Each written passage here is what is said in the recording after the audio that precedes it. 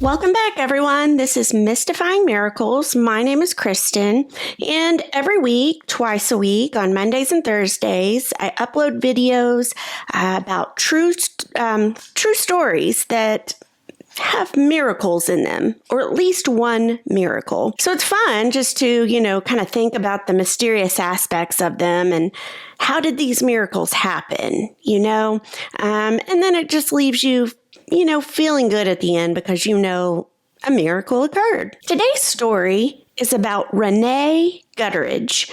And when she was a child, she had a very vivid and creative imagination.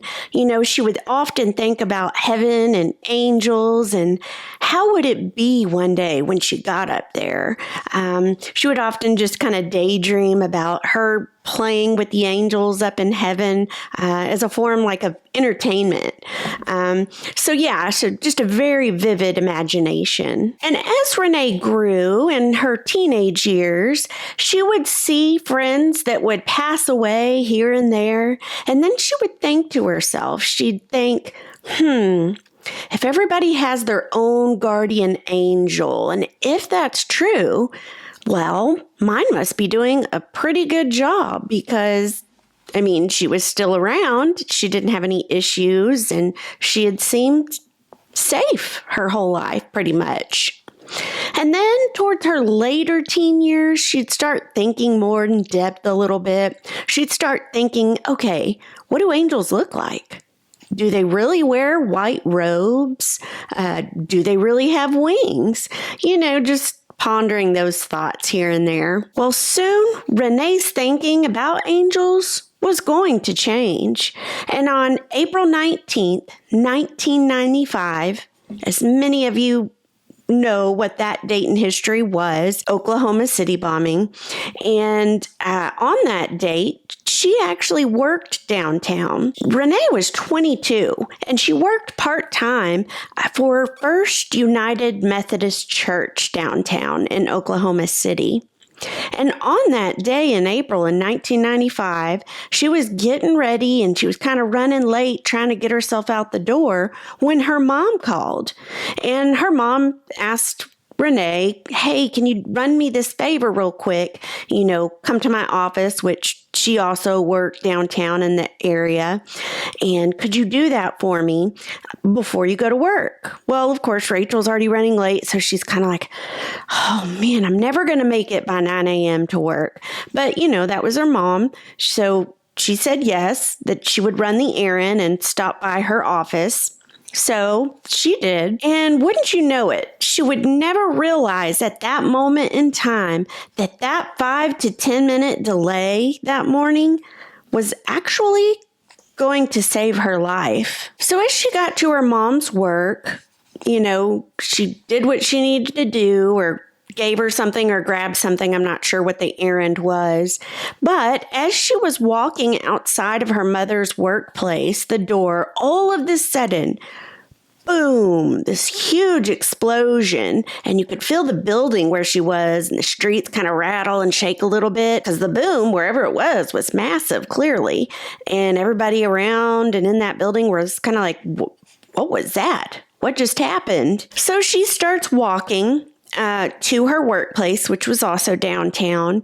I'm not sure how far it was from her mom's work, but she just gets on her way. And as she's turning some corners, she starts hearing sirens blaring and coming and ambulances and fire trucks passing by one as she's going around a corner. And she's like, what in the world?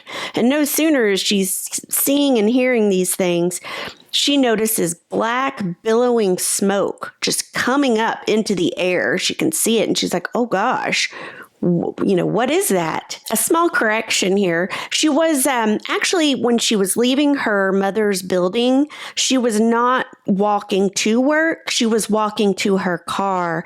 And then she started driving her car, several blocks to where her job was. And that's when, as she's kind of driving slowly, she starts seeing the fire engines and the billowing smoke. And then, she parks her car in the lot that she always parks in, and she gets out and starts walking, few blocks to where her building was, where the church was. And once she gets up to it, she notices that the building next door to the church completely gone, blown apart. And as we all know, that was the Alfred P. Murrah Building, the federal building. So the church, the Methodist church she worked at, was right next door, and it was just really heavily demolished and damaged as well. So the thought in Renee's mind was like, oh my gosh, where are my coworkers? I have to make sure they're safe. So she was at that point in a rush. She wanted to get into the church, make sure everyone she knew was okay. And, just like anybody that has questions when these type things happen, and definitely on that day, she begins pondering all at once, like, who would do this? Why would this happen? Who would, take all these people's lives, including children?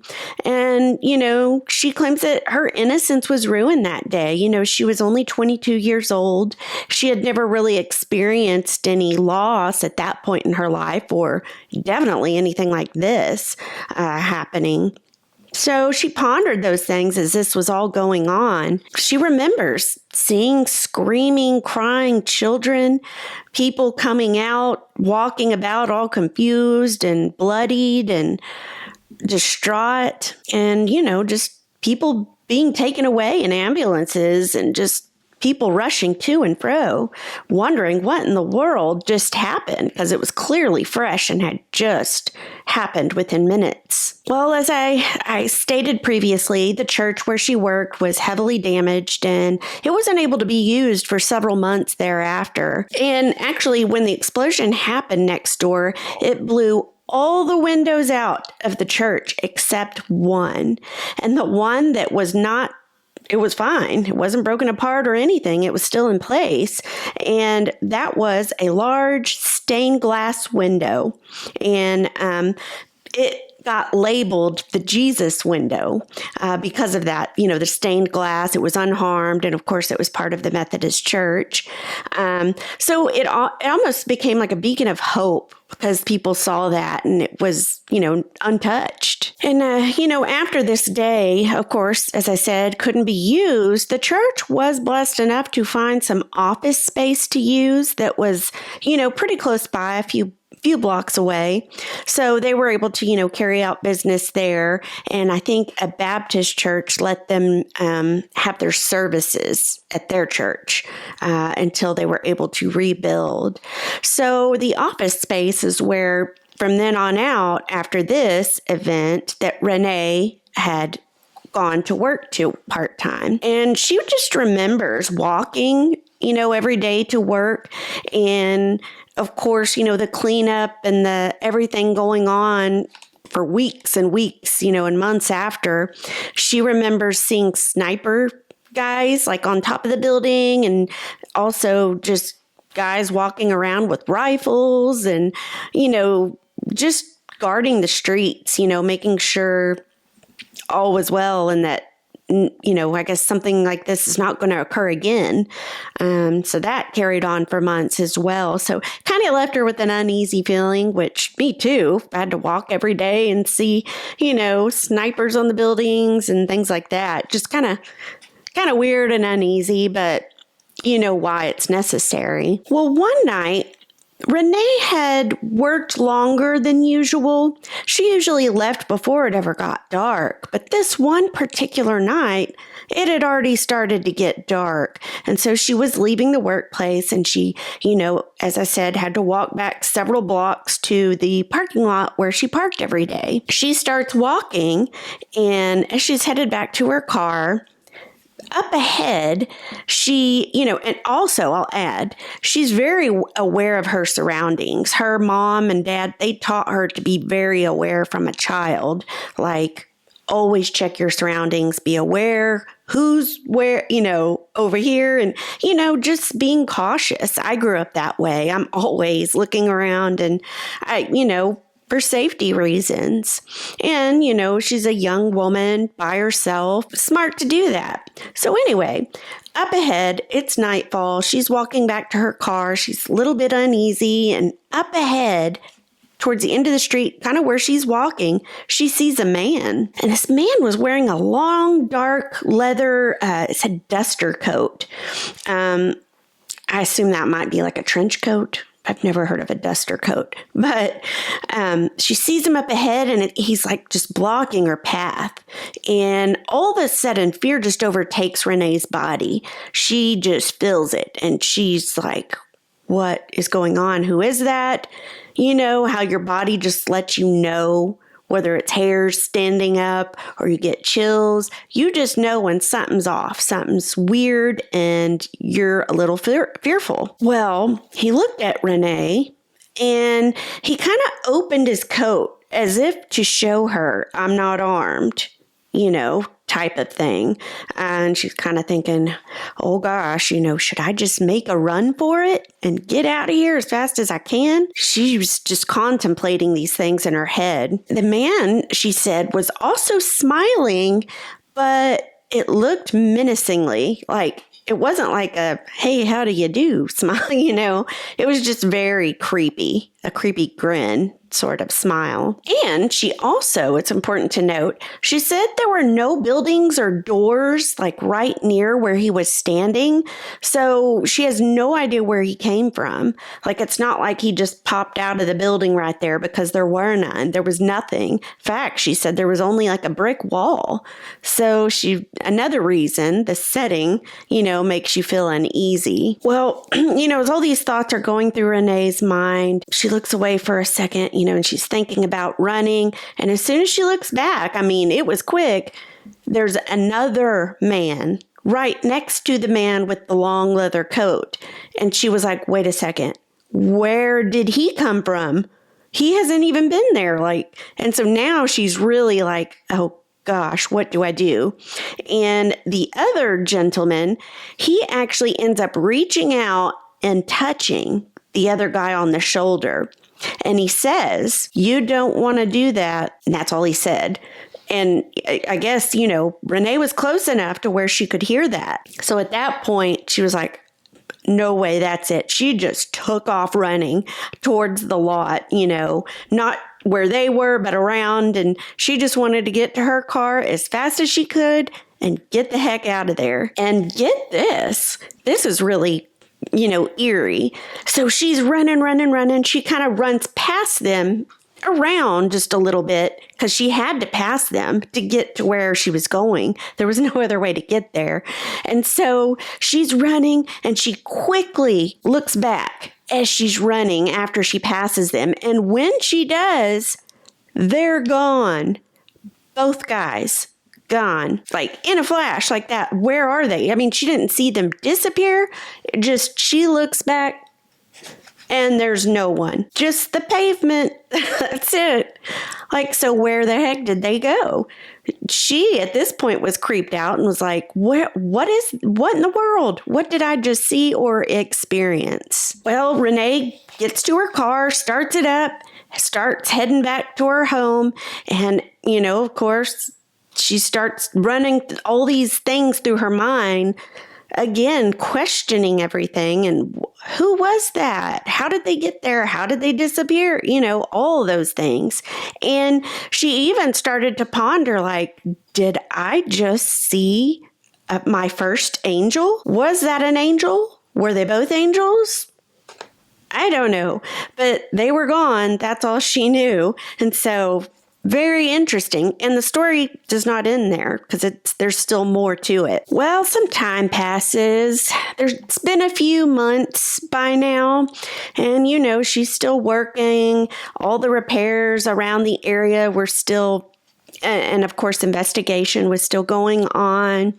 And she's leaving one day. And the town, of course, they're still unsettled. Tension is still high because of what happened. And so Renee's leaving, and she's merging to get in onto the freeway and merge into traffic, when all of a sudden she hears like this loud metal scraping sound coming from underneath her car. And she's like, oh gosh, what is that? Did I run over something? Is that a part on my car? And, imagine it's 5 p.m. at this time. Traffic is terrible. So she's like, oh gosh, I got to pull over in all this traffic to find out what was going on with her car. So she does. She pulls over to the shoulder. And, she was just hoping maybe a policeman would drive by and help or something. Because again, 1995, there's no cell phones. So she didn't have a way. And, she's on the highway. So she was just hoping and praying somebody would stop and help her. Hopefully a policeman, fireman, somebody like that. Well, as she's pulled over, she gets out. And as she does that, she's trying to be safe about it. Traffic roaring by, semis, her car would shake, as they're flying past her. And pretty soon after she had pulled over and gotten out of her car, a red truck pulls up behind her and a gentleman gets out.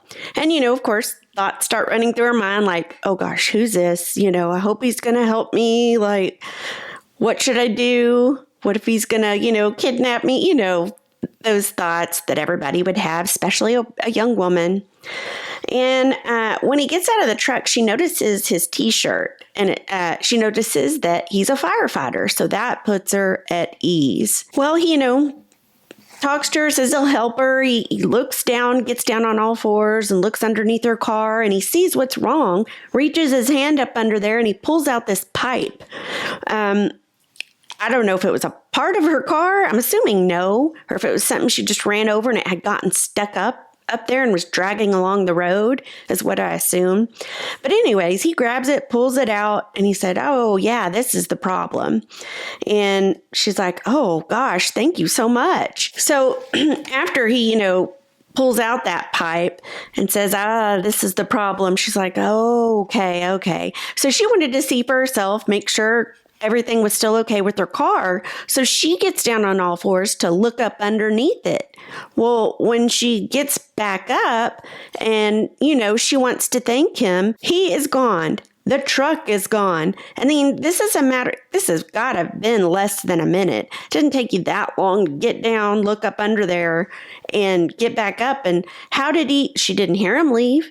She didn't hear the truck start up and leave. It was just gone as he was. So she was like, oh my gosh. And I mean, she even looked further down the highway, even in, backwards, even though you could only go one way. She just couldn't see him anywhere. It's not like he was driving up a mile ahead or anything like that. She just says a little prayer, thanking God. Oh, thank you, God, for watching out for me. And she chalked it up to another angel. I mean, what other explanation is there? I would if I was in her place. So, her second encounter, and that's not it either because there's another one coming up. So she was just thankful for that day and the help that she received. All right. So now we fast forward to the year 2002. By this time, the church had already been rebuilt. All was well. In fact, Rene was married herself and she was a published author at this time. So in addition to being an author, she also made extra money on the side working the nursery in the church during the week when the Bible studies took place. So she did that for some spare cash as well on the side. And during, this year or this point in her life, she had grown extremely close to God. She spent time with him in deep prayer. She also had 2 kiddos in addition. So she, her hands were full, but she was blessed and she was happy. And one morning she had been in deep prayer. And then after that, she had to get the kiddos ready and out the door and ready for the day. So she gets baby Kate and 3-year-old John, gets them up, ready, out the door, and they were headed their way to First Church in downtown Oklahoma. She had gotten the kids out of the car once they parked in the lot, got everything she needed, and as they started walking towards the church, she hears "Excuse me." She turns around, and it happens to be an old woman with mismatched clothing. And, she's got the 2 kiddos with her, a baby being one, her hands are full, so she's a little bit startled and nervous. She Probably wouldn't have been if it was just her without the kids, but because she had them with her that day, she was just, a little shooken up, not knowing what to do. Well, the old woman proceeds to say, "Ma'am, do you have any time to spare?" Well, Rene says no, because one, she's in a hurry, but two, most importantly, she had the kiddos with her and she wanted to make sure they were all safe. So she says no as she's, still got her hands full scooting along with the kids forward to where they need to go. You could tell that the woman was probably a homeless woman, unfortunately, but when you're a mom and you want to protect your children because you just don't know what this world can be crazy, right? So she says no, scoots along with her kids, and then she starts to almost immediately feel bad about that. And she turns around to look back at the old woman, and the old woman was gone. I don't know how many angel encounters Rene, I've never had one. So this is just amazing that, that she has these encounters. I think it's awesome. But back to the story, she's gone. She's nowhere. Rene looks in all directions. No one. She even calls out, "Ma'am, ma'am," in case the lady had bent down or fallen down and she wanted to reach out to her. No answer back. Still no one in sight. And it began to really sadden Rene. I mean, she was just thinking about it like, how could I have been in such deep prayer this morning with God? And then I don't even give the woman 2 seconds of my time, And again, she had been worried, she wanted to keep her kiddos safe because she didn't know the woman. But still, she just had this sadness overcome her because she was like, I shouldn't have done that. I should have given the old woman a little bit of my time. But unfortunately, again, she was gone. Well, fast forward a lot more time. And in this point in time, Rene's children now are teenagers. And, Rene herself rarely visits downtown anymore. At this point in her life. However, she always still thinks about those 3 encounters she had in her life, and she just knows that they were all angels. She even thinks that last one, the old woman, was an angel. Perhaps it could have been God, testing to see if would she reach out and help or give a lending ear to the woman that day. And of course, we don't know for sure. Rene doesn't know for sure, but she is just adamant that that's what it was. And especially the previous ones. She thinks they were all angel encounters. And, she learned a lesson out of all that. Over time, she just learned, hey, I need to be kind and hospitable to strangers because you never know when you may be entertaining angels unaware. But also, but helping others too. I think that's what God would want us all to do. And, she thought hardly on it as well in another way. And she thought when angels intervene, they just have a way of, just blending in and leaving impressions on people in their lives. And she will never forget that. I just think that's beautiful. And I think it's a wonderful story. I had never heard this or heard any mystery angel stories or anything like that that came out of the Oklahoma bombing back in 95. So I just thought this was an incredible story. And I'll also post the reference, the book that the story was in. I'll put that in the description. It's got a lot of miracle stories in it, if anybody's interested. But I just thank you guys for watching. I hope you found this interesting and fun to listen to. If you did, please remember to like and subscribe. It really helps just trying to grow the channel and reach more people that like these kind of stories. Hope you guys have a good day and a good week. And until the next story, see you guys later. Bye-bye.